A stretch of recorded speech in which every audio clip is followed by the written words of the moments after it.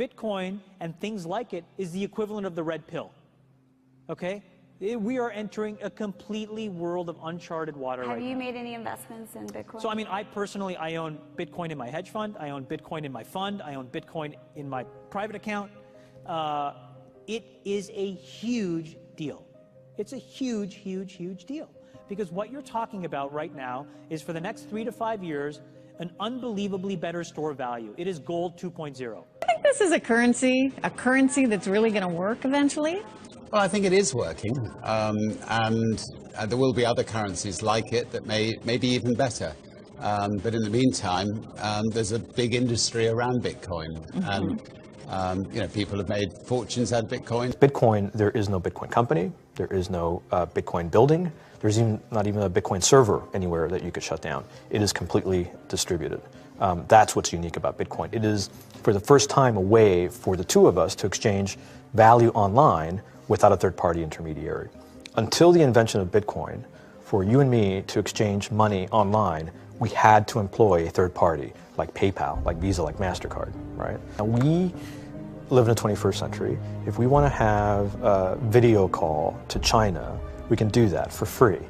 But to send a couple $100, which is essentially just ones and zeros being moved around, costs 5% plus takes over a day. Bitcoin is exciting because it shows how cheap it can be. Bitcoin is better than currency in that you don't have to be physically in the same place. And of course, for large transactions, currency can get pretty inconvenient. You'll see Bitcoin trading at 1,000, 2,000, 5,000, 10,000. Rick Falkvinia does an excellent analysis. He predicts that Bitcoin will capture between 1 and 10% of the global Forex market, which implies a price of between $100,000 to $1 million per Bitcoin. Most of the people who are on the sidelines not buying Bitcoin today will start to buy Bitcoin when it gets over 1,000, and then a greater percentage of people will definitely plow into Bitcoin when it starts to get over 10,000. It's still predicting Bitcoin $10,000 per Bitcoin in 3 years. Casares, he is the CEO of Zappo, which is a Bitcoin wallet and Bitcoin vault. I think it's mostly a very positive thing. I think we're going to see ups and downs like with any other emerging technology, but I think Bitcoin is here to stay, and it makes sense that it be taxed and treated like any other. So let's make a bold call here. In 10 years, what do you think Bitcoin will be worth? One Bitcoin? Between $500,000 and $1 million. A lot of people are just seeing the charts and thinking, how high will it go? What I'm doing is counting backwards. I mean, this is a transactional currency, and it is a store of value. As such, it is a product and a service competing on a very tangible market for stores of value and for transactional currencies.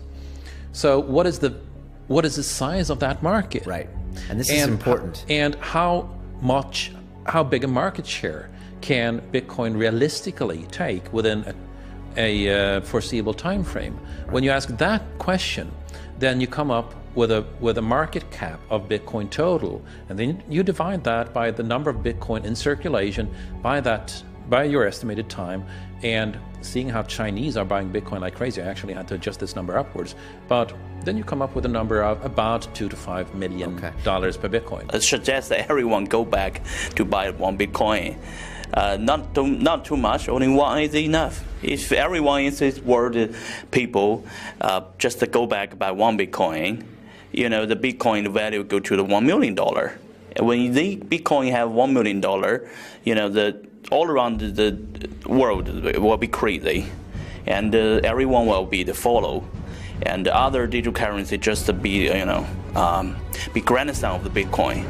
So for me, I think for a lot of people, they don't exactly understand why it's Bitcoin. Is Bitcoin the currency of the future, or is it the payment system they're developing? Bingo! It's the payment system. It's the blockchain encryption, and they're interesting things. I think Bitcoin, or the really blockchain encryption that's behind it, has a greater ability to bring more of the world's population out of poverty than